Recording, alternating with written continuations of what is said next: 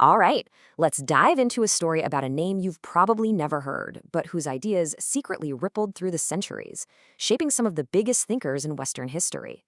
This is the incredible story of Abner of Burgos, a 14th century Spanish rabbi whose life took such a sharp turn, it ended up nudging the entire course of philosophy. And yeah, that's the real mystery here, isn't it? I mean, just picture it. You're 60 years old, you're a respected leader, a teacher, a philosopher in your community.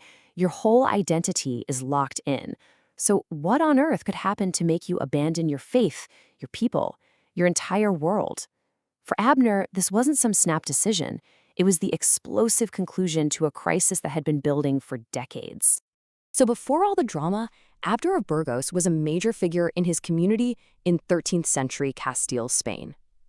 We're talking about a rabbi, a physician, and the head of a Jewish academy, a yeshiva. He wasn't just some local teacher. He was a serious Aristotelian philosopher, totally plugged into the big intellectual debates of his time. By all accounts, a man of deep faith and learning within Judaism. But then, well, strange things started to happen. Things that couldn't be easily explained, and they planted this tiny seed of doubt in the philosopher's mind. And look, this wasn't a sudden breakdown. This was a slow burn, a deep intellectual and spiritual struggle that went on for more than 20 years, forcing him to question the very ground he stood on. It all kicked off in a town called Avila with this really bizarre, very public event. The Jewish community had gathered outside the city walls. They were fasting and praying because they were anticipating the arrival of the Messiah. But what they saw was something else entirely. Yeah, you heard that right. Instead of a savior, they witnessed what's been called a rainfall of crosses. Tiny little crosses that people said fell from the sky and just clung to their clothes. You can imagine how deeply unsettling this was. It completely shook Abner, and it made him start to wonder, are we on the right path? What does this mean for the Jewish exile? That rainfall of crosses back in 1295, that was just the start of this long, quiet battle inside his own head. Fast forward 22 years to 1317, he has a dream that tells him he needs to become a teacher of righteousness. The doubt just keeps growing. Then, just 3 years after that, he has a second dream with the same messenger, but this time he sees crosses on the messenger's clothes. For Abner, that was it. That was the sign he couldn't ignore. So in 1321, after a 25-year crisis of faith, this 60-year-old rabbi converted and took a new name, Alfonso de Valladolid. But Abner didn't just convert and, fade away. Nope.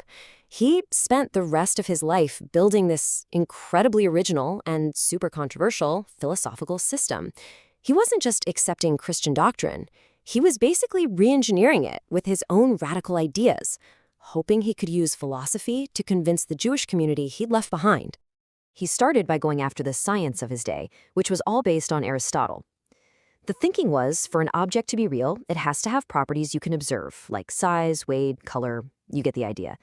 But Abner made this wild claim. He said you could theoretically strip away all of those properties, one by one, and something would still be left. A kind of pure, infinite, divine substance that's the foundation of everything. He even applied this kind of out-of-the-box thinking to theology. His idea of the Trinity was less about religious dogma and way more about, physics and metaphysics. He basically argued that the infinite power of God, the Father, is just too powerful for our finite world to handle directly, so it needs a kind of cosmic transformer, the sun, to step down that energy.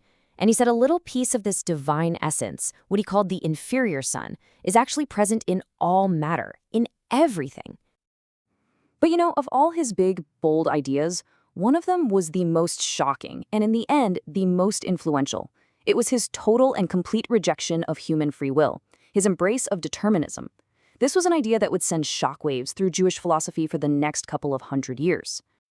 So, what exactly is determinism? Well, to put it simply, it's the idea that every single event, and that includes every human choice, is the unavoidable result of things that came before it.